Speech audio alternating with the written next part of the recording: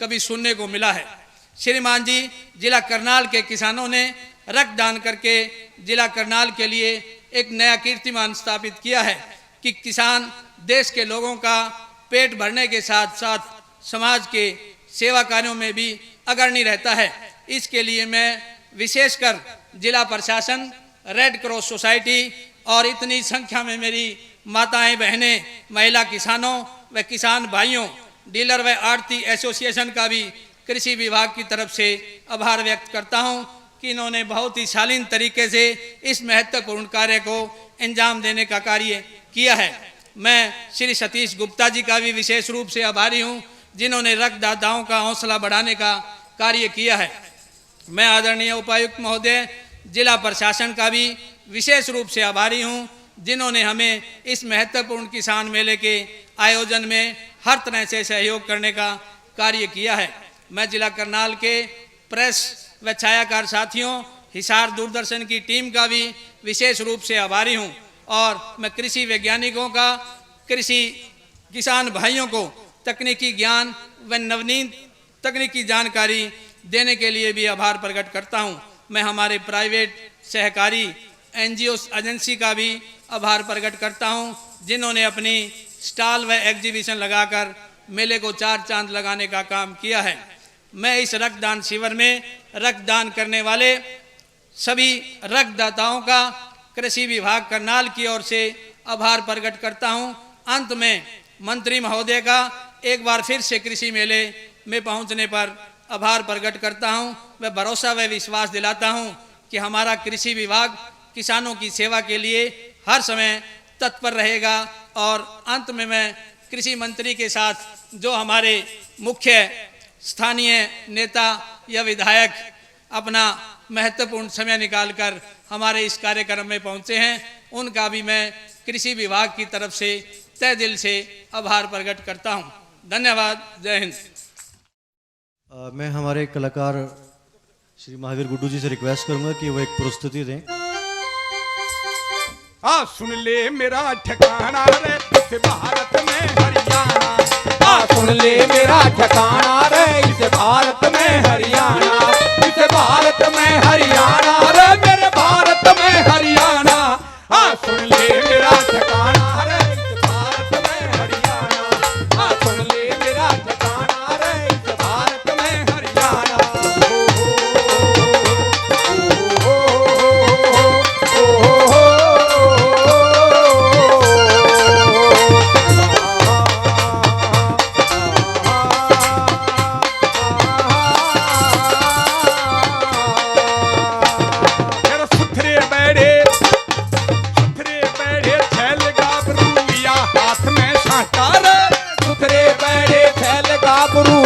हाथ में साटा। किसान भाइयों, एक बार स्वामी दानंद ने 4 घोड़ों की बग्गी को अपने योगा के बल पे रोक दिया। 4 घोड़ों की बग्गी को। एक बूढ़ा खड़ा था, बोला रे बाबा जी, तने 4 घोड़ों की बग्गी रोक दी, तुम मेरी बड़ोद गाड़ी ने रोक के देखा। स्वामी दानंद ने उनको नमस्कार किया, बैलों को पैर चुसकर बोला रे बुजुर्गवार, आप 2 बैलों की बात करते हैं, मैं तो एक बैल को भी नहीं रोक सकता। बैल कितना बड़ा जत्ती है, उसके कंधे में कितनी ताकत है। किसान के साथ जो काम करता है, या तो उसकी ताकत को धरती माता जानती है, उसका कंधा जानता है जब धरती माता के सीने को चीरता है। आज बड़ी दिक्कत में है, यहाँ पर किसान बैठे हैं। अभी एक खाकर की मौत हुई है, सर उसका ऑपरेशन हुआ। 90 किलो पॉलीथीन उसकी जो ना पेट में मिला। वो गाय, वो गौ माता जी की कुख में 100 मन सोना था, उसको संभालना हमारी मजबूरी जरूरी है। उसके लिए हाथ में साटा। मेरे देश की धरती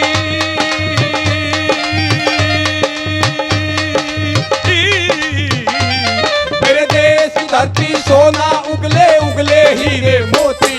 मेरे देश की धरती मेरे सुथरे बैठे छैल गाभरू लिया हाथ में साटा। बजे 84 और घूंघरू उठे से झरनाटा। यार दूध दही का खाना रे मेरे भारत में हरियाणा। अरे दूध दही का खाना रे मेरे भारत में हरियाणा।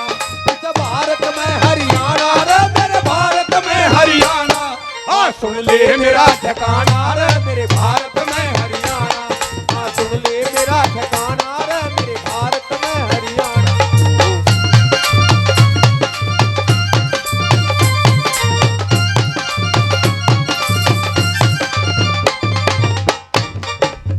नौजवान भाइयों, हमने प्रकृति का फायदा उठाना है।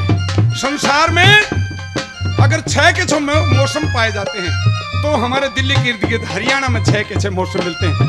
नहीं कहीं गर्मी कहीं सर्दियां, तो समय पे सर्दी, समय पे गर्मी, समय पे बरसात, बसंत ऋतु, पतझड़ ऋतु, हर प्रकार की फसलें मिलती हैं। सावन का महीना जब आता कैसे मस्ती, फिर सावन के में ओए सामन के मैं तीजर नीली झूले कोई झुलावे रे, सामन के मैं तीजर नीली झूले कोई झुलावे, झूलन चांदी हेमा मेरी बाग मेरी, झूलन चांदी हेमा मेरी बाग मेरी, तेरी आया तीजा का त्योहार, झूलन चांदी हेमा मेरी बाग मेरी, सामन के मैं तीजर नीली झूले कोई झुलावे, नई बोरिया झूलन चाली व छोटे देन बुलावे, गावे नई तर्ज का गाना रे मेरे भारत में हरियाणा, गावे नई तर्ज का गाना रे मेरे भारत में हरियाणा, जब भारत में हरियाणा होता हूँ भारत में हरियाणा, हाँ सुन ले मेरा ठिकाना रे इस भारत में हरियाणा, हाँ सुन ले मेरा ठिकाना रे इस भारत में हरियाणा।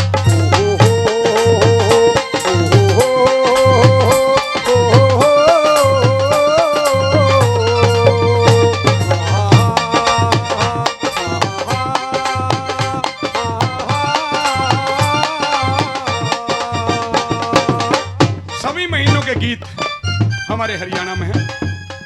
सभी समय के सभी त्योहारों के, बहुत लंबा हो जाएगा। फागुन की मस्ती कैसे, फिर फागुन के में उसका जरूरी था, क्योंकि चाहे होना है, चाहे मुगल है, चाहे पठान है, हमारी धरती के ऊपर होके गए। हमारे वीर और हमारी औरतें एक फागुन के माध्यम से कैसे लड़ना भी सीखते थे। फागुन के में होली में फिर अगले दिन हद हो जा रे, फागुन के में होली में फिर अगले दिन हद हो जा, बुढ़िया लुगाई मस्ताई फागुन में कच्ची इमली गदराई सामन में, बुढ़िए लुगाई मस्ताई फागुन में कच्ची इमली गदराई सामन में, फागुन के में होली में फिर अगले दिन हद हो जा, कोई बेवे कोई मारे कोरड़े पीटन की हद हो जा, पीटन का नहीं उलाना रे इस भारत में हरियाणा, पीटन का नहीं उलाना रे इस भारत में हरियाणा।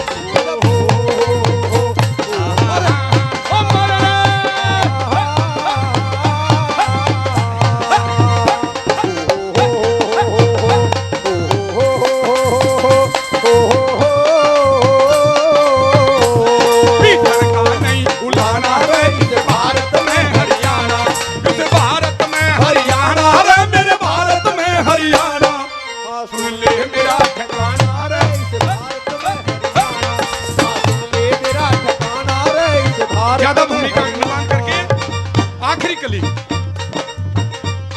सजनों, ये मेरी 3-4 लाइनें, ये कृपया ध्यान से सुनिएगा। यहाँ का किसान तो बहादुर है ही, यहाँ का जवान, ये आपका 2% का हरियाणा। और जब शहीदों की बात आती है, चाहे कारगिल है चाहे कोई भी है, जब शहीदों की बात आती है तो 2% का हरियाणा, 40% शहीद हरियाणा के होते हैं। और असली बात क्या है कि दुश्मन जितने मरते हैं, अगर उनकी लाशों को गिनोगे तो 80% वो दुश्मन होते हैं जो हरियाणा के जवान जिनको मारते हैं। एक बार एक हरियाणा का शहीद आम आदमी से मुलाकात होती है, 2 लाइनों में सवाल करता है और 1 लाइन में उसका जवाब मिलता है। क्या सवाल करता है उससे कि मैंने पूछा हंसते हंसते फांसी कैसे चढ़ जाते थे, मैंने पूछा हंसते हंसते फांसी कैसे चढ़ जाते थे, नंगे पैर दहकते अंगारों पर बढ़ जाते थे, सहमे तक नहीं तुम कभी हिमयुक्त जवानी देने में, क्यों तुमको डर नहीं लगा अपनी कुर्बानी देने में। हंसकर बोले शहीद कि जैसे देशभक्ति लो पर कुर्बान पतंगा होता है, मुझे मौत का डर नहीं लगता जब मेरे हाथ तिरंगा होता है।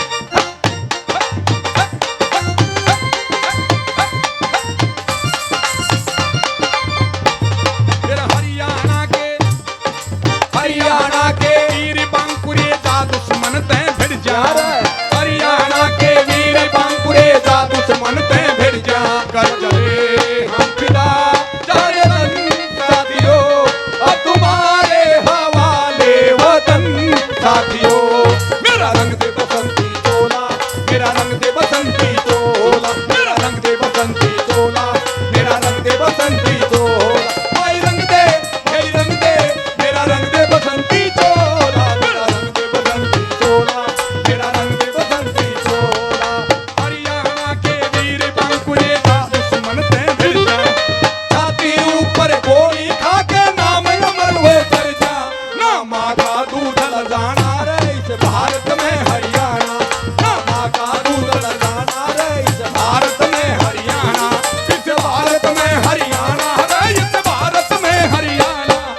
सुन ले मेरा ठिकाना रे इस भारत में हरियाणा। हाँ सुन ले मेरा ठिकाना रे। मैं सर का स्वागत करते थे एक लाइन आखिर में, जिसकी वजह से आज हम शांति से बैठे हैं, स्वतंत्रता में सांस ले रहे हैं, हम सभी आजाद हैं। उन शहीदों को सर एक लाइन में श्रद्धांजलि दूं। ऐ मेरे वतन के लोगों, जरा आंख में भर लो पानी, जो शहीद हुए हैं उनकी जरा याद करो कुर्बानी। ऐ मेरे वतन के लोगों, जरा आँख में भर लो पानी, जो शहीद हुए हैं उनकी जरा याद करो कुर्बानी। जय हिंद। कार्यक्रम में उपस्थित बहनों, बुजुर्गों, नौजवान साथियों, मेरे साथ पधारे विधायक साथी महिपाल ढांडा जी, जो किसान मोर्चा के हमारे अध्यक्ष भी हैं, भाई हरवीर कल्याण जी, सुखीजा जी, श्रीमती रेणु बाला जी, चंद्र प्रकाश कथुरिया जी, डॉक्टर आर.एस. सोलंकी जी, महेंद्र पाल जी, डॉक्टर पवन शर्मा जी, अशोक सुखीजा जी, हमारे जिला अध्यक्ष मैंने पहले भी कहा, लाम सिंह जी, अन्य स्टॉल लगाने वाले बंधु,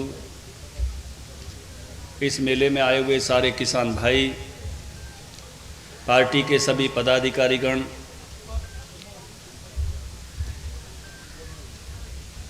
मैं कृषि मंत्री बनने के बाद पहले इस मेले में आया हूँ। इससे पहले भी मैंने कई सारे मेले अटेंड किए हैं। पिछले साल नरेंद्र मोदी जी जब गुजरात के मुख्यमंत्री थे तो उन्होंने एक ऐसा मेला लगाया था जिसमें सभी दुनिया के और मुल्कों के लोग भी आए थे।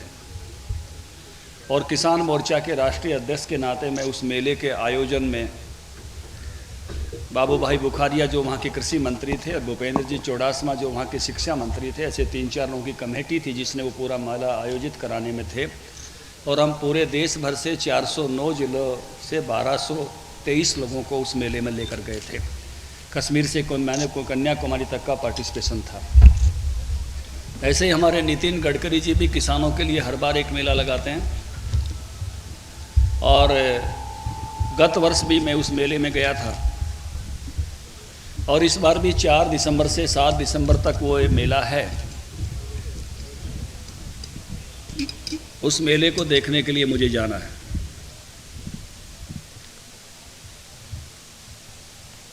ये जो अभी दिल्ली में, इस चंडीगढ़ में भी एक मेला था, हमारे मुख्यमंत्री जी उसका उद्घाटन करके आए थे।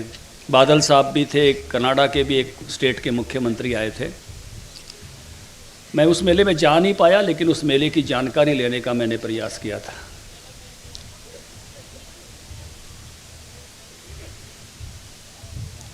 सामान्यतः जो मेला है वो मेला हम किसानों को सामान बेचने के लिए है, किसानों का सामान बेचने के लिए नहीं है। ये मेला एक बाजार है जो हमको माल बेचने के लिए आया है। हमारा माल कैसे बिकेगा इसका कोई संबंध मेले से दिखाई नहीं देता। और इसलिए मैं चाहूँगा मेरे विभाग के अधिकारियों से और आने वाले समय में जो मेले लगें उसमें जितने लोग हमको माल बेचने आए हैं उतना ही सिस्टम ऐसा बैठाइए कि हमारा माल बेचने का भी मेला लगे।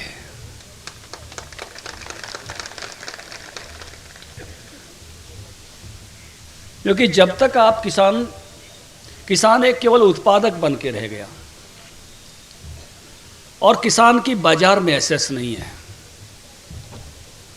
और बाजार में उसके साथ ऐसा होता है कि जो 6 महीने की मेहनत से कमाता है बाजार में उसके ही माल से 6 दिन में उतना कमा लिया जाता है।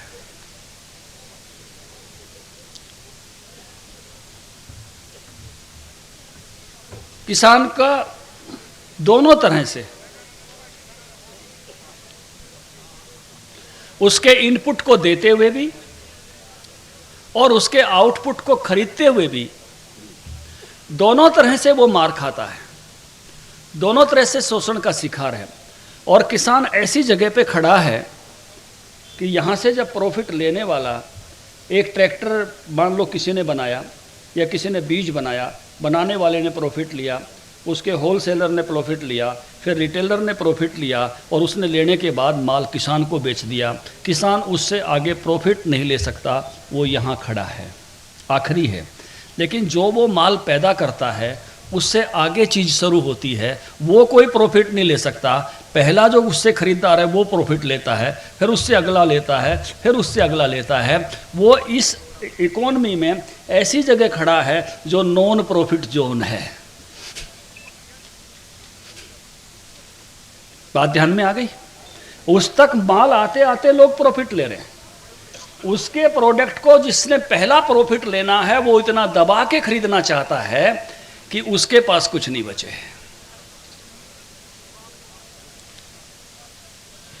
वो लाभ के जोन में है ही नहीं। और उसके लिए जो सिस्टम बनाए गए हैं सरकारी मददों के भी, उसमें उसका प्रॉफिट नहीं है। ये जो एमएसपी का मैकेनिज्म है, इसके भी जो आधार हैं एमएसपी कैलकुलेट करने के, उनमें भी प्रॉफिट नहीं है। और इसलिए किसान भारत की इकोनॉमी में हाशिए पर पहुंच गया है और उसका आखिरी पड़ाव होता है मृत्यु। और पिछले 10 वर्षों में प्रत्येक आधा घंटा में एक किसान मरने के लिए भारत में विवश होता रहा। प्रत्येक आधे घंटे में एक किसान की मौत हुई है।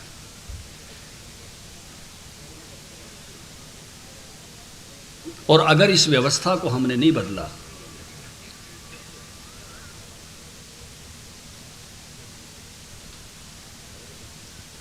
तो निश्चित रूप से जो देश की एक बहुत बड़ी आबादी है और जिसका व्यवसाय आज भी सबसे बड़ा कोई व्यवसाय है इस देश में तो खेती है, और जिस व्यवसाय की वायबिलिटी खत्म हो जाए, यानी जिस धंधे में से अपनी रोटी नहीं बचे, आजीविका जो का धंधा नहीं बचे, उसको कोई कैसे चला सकता है? और उसको कोई नहीं चला सकता तो इतनी बड़ी जनसंख्या के सामने व्यवसाय का कोई दूसरा विकल्प भी नहीं है। और तीसरी बात, भारत के 1.25 करोड़ लोगों को कोई बाहर का देश नहीं खिला सकता।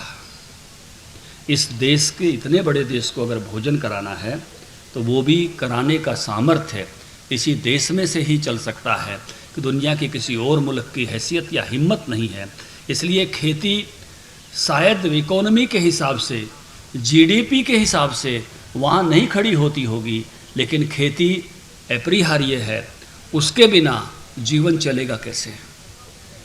इसलिए सब सरकारों की और सब संस्थाओं की ये जिम्मेवारी है कि खेती वायबल बनी रहे।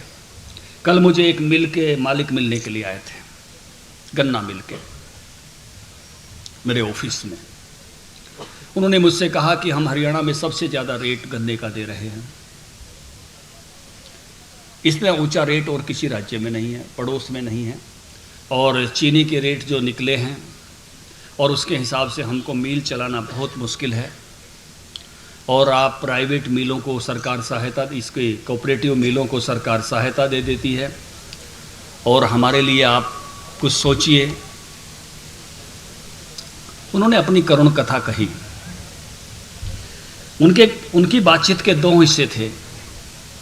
उनकी बातचीत का पहला हिस्सा ये था कि मेरे पिताजी शुगर मिल में नौकरी करते थे और हमारा एक सपना था कि कभी हमारी भी एक मिल हो, और आज हमारी भी एक मिल है। गौरवान्वित हो रहे थे। लेकिन उनके दूसरा हिस्सा ये था, मैंने कहा कि अभी 257 रुपये प्रति क्विंटल गन्ने का लागत मूल्य है और औसत रूप से 305 रुपये हम उसको दे रहे हैं प्रति क्विंटल। जो उसकी आमदनी है वो 48 रुपये है। 270 रुपये औसत, 270 क्विंटल औसत उत्पादन है, 14,000 रुपये उसके 1 एकड़ की आमदनी है, 2,660 रुपये उसको महीने में मिलते हैं। क्या इतनी आमदनी वाला कोई और प्राणी है?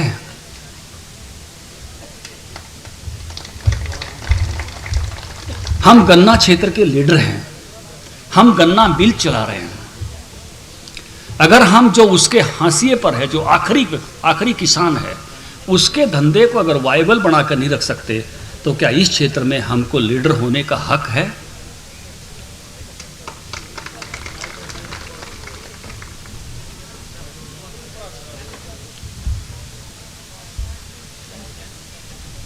उन्होंने वो मेरी बात समझ गए। उनके सारे सवालों के उत्तर शायद उनको मिल गए। मुझे ऐसा लगा कि एक बार मध्य प्रदेश से कोई कार्यकर्ता दिल्ली आया था, जब दीनदयाल उपाध्याय जी संगठन का काम देखते थे, और बहुत नाराज़गी से भर के आया था कि मेरा आदर नहीं हुआ, मेरा मान नहीं हुआ, मुझे ये दिक्कत है, वो दिक्कत है। और सुबह जब वो ट्रेन से पहुंचा, सीधा कार्यालय गया, तो उन्होंने देखा दीनदयाल उपाध्याय कार्यालय में झाड़ू लगा रहे थे। और वो बैठा, जब वो सफाई उफाई करके बैठे, उनको बैठकर चाय पिलाई, तो पूछा कैसे आए थे? बोला नहीं जी, मैं तो वैसे ही मिलने आ गया था। उसको लगा कि मेरे सवालों का कोई मतलब नहीं है। जो सीन मैंने देखा, उस सीन के बाद किसानों की इस करुण कथा को कृषि क्षेत्र में जो भी नेतृत्व करते हैं, कृषि क्षेत्र के लिए जो इनपुट बेचने वाले हैं वो भी, कृषि क्षेत्र के जो आउटपुट के क्षेत्र में काम करते हैं वो भी, इन सबको समझकर और किसानों के साथ हम कैसे अच्छा कर सकें, इस बारे में